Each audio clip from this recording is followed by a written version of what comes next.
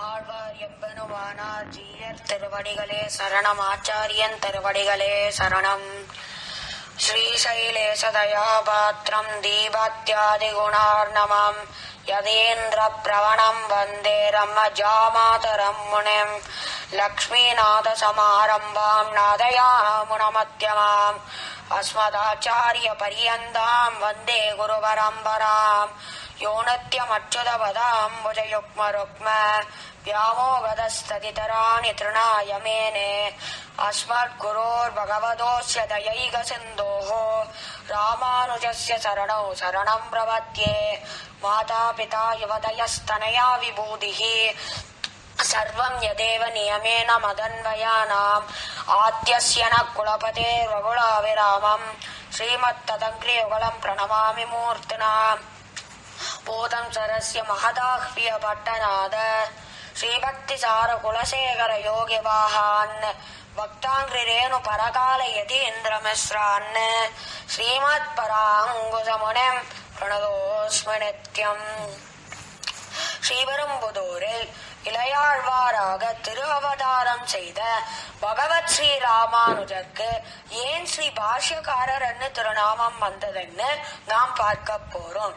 ஸ்ரீ ராமானுஜர் தன் அம்மானான பெரிய திருமலை நம்பியின் வழிகாட்டுதல் படியும் அப்போது இருந்த சம்பிரதாய வழக்கப்படியும் கல்வி கற்பதற்காக யாதவ பிரகாசர் என்கிற அத்வைத வித்வானிடம் மாணவனாக சேர்ந்தார். பின்னொரு நாளில் சுவாமி ஆலவந்தார் ஆச்சாரியன் திருவடி அடைந்த பொழுது அவர் தம் நடுவிரல்கள் மூன்றும் மடங்கியே இருப்பதை கண்டு ஸ்ரீ ராமானுஜர் வினவினார்.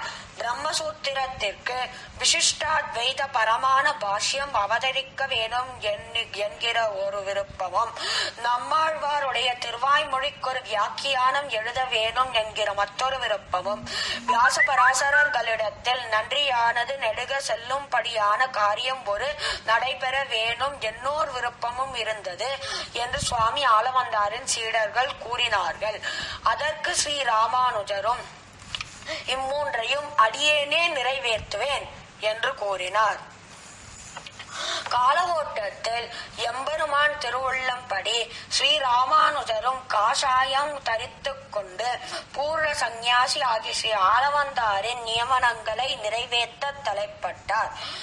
கூரத்தாழ்வான் முதலான தம் சீடர்களுடன் தென்னாடு மற்றும் வடதிவ்ய தேசங்களை மங்களாசாசனம் செய்துவிட்டு திருமந்திர கஷேத்திரமான வதரி காசிரம பெருமாளை சேவித்துவிட்டு காஷ்மீரம் நோக்கி புறப்பட்டார்.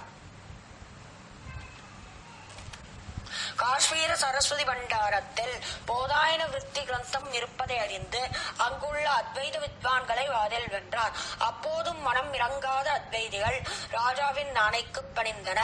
அந்த ரகசிய கிரந்தத்தை பெற்றுக் கொண்டு அங்கிரவு ஓய்வெடுத்துக் கொண்டிருந்தார் ராமானுஜர்.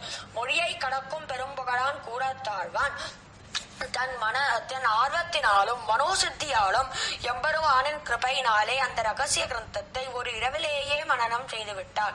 பிற நம்பிக்கை கொண்ட அத்வைதிகள் அந்த கிரந்தத்தை உடனேயே பிடுங்கிக் கொண்டு சென்று விட்டன. ராமானுஜர் இதை பாற்று கலக்கமுட்டார்.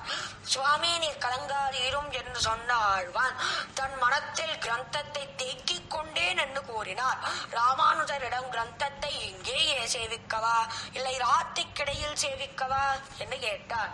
பிற்பாடு சுவாமியினுடன் ஸ்ரீரங்கம் வந்து சேர்ந்தார் ஆழ்வான். ராமானுஜர் தன் திருமணத்தில் கூரத்தாழ்வானிடத்தில் நீரே பாஷ்யத்தை அருளும் என்று கட்டளையிட்டார். அது தன்னால் தகுமோ என்று பணிந்த ஆழ்வான் சுவாமியினிடம் நீரே சேவியும் என்று பிரார்த்தித்தார். சுவாமியினிடம் கிரந்தத்தை ஒப்புவிக்க பிரம்மசூத்திரத்திற்கு சுவாமி ஸ்ரீ பாஷ்யம் அருள அதன் ஆழ்வான் எழுதினார். பின்னொரு நாள் ராமானுஜர் அருளிய விஷயார்த்தத்தை எழுதுவதை நிறுத்தினார் ஆழ்வான். ராமானுஜர் கோபத்துடன் உள்ளே சென்று விட்டார். பின் தாமே பொருள் தவறாக இருப்பதை உணர்ந்த ராமானுஜர் ஆழ்வான் தொடராமல் இருப்பதற்கான காரணத்தை உணர்ந்தார். அதுவே ஆழ்வான் நினைத்த விளக்கம் என்பதை உணர்ந்த ராமானுஜர் அவ்வாறே ஆழ்வானை எழுதச் செய்தார். இவ்வாறாக ஆழ்வானின் துணை கொண்டு பிரம்மசூத்திர பாஷ்யத்தை பூர்த்தி செய்தார். வேதவியாசர் அருளிச் செய்த பிரம்மசூத்திரமானது வேதத்திற்கு அடுத்தபடியான உபனிஷத்துக்களின் வடமொழி சாராம்சமாகும். வேதம், சூத்திரம், விருத்தி மற்றும் பாஷ்யம் என்று இந்த சாராம்சங்கள் 4 படிநிலை கொண்டவை. பின்பு கிடாம்பியாச்சான் முதலான சீடர்கள் அழைத்து போதாயன விருத்தி கிரந்தம் உள்ளடக்கிய பிரம்மசூத்திர ஸ்ரீ பாஷ்யத்தை சரஸ்வதி பண்டாரத்தில் சமர்ப்பித்தார் என்பது சிலருடைய கருத்து. மாறாக எம்பெருமானாரே ஸ்ரீ பாஷ்யத்தை காஷ்மீரம் சென்று சரஸ்வதி பண்டாரத்தில் சமர்ப்பித்தார் என்றது சரமோபாய நிர்ணயம் என்ற நூலின் கருத்து. அப்போது சரஸ்வதி தேவியே தோன்றி யதக்கப்பியாசம் புண்டரீகம் ஏவம் அக்ஷினி என்கிற வேத வியாக்கியத்திற்கு மிக பொருத்தமான பொருள் என்ன என்று வினவினாள். ஸ்ரீ ராமானுஜர் இவ்வளவு உயர்ந்த வேத வியாக்கியத்திற்கு சூரியனால் மலரப் பெறும் தாமரை போல கண்கள் உடையவன் எம்பெருமான் என்று பொருள் கூறினார். இதனால் ரகசியார்த்தத்தை தன் தலைமேல் வைத்து உகந்த பாராட்டி ராமானுஜரை ஸ்ரீ பாஷ்யக்காரர் என்று திருநாமம் சாற்றி மகிழ்ந்தாள். இவ்வாறு ஸ்ரீ பாஷ்யக்காரர் என்ற திருநாமமும் கிடைக்க பெற்றார் நம் ராமானுஜர். ஸ்ரீ பாஷ்யக்காரர் என்ற திருநாமம் ராமானுஜ அஷ்டோத்திர சரணாம ஸ்தோத்திர நாமாவளியிலும் குறிப்பிடப்பட்டுள்ளதே சான்று. அடியேன் ராமானுஜதாசன், அனிருத் ஸ்ரீனிவாசன், சோலைமலை.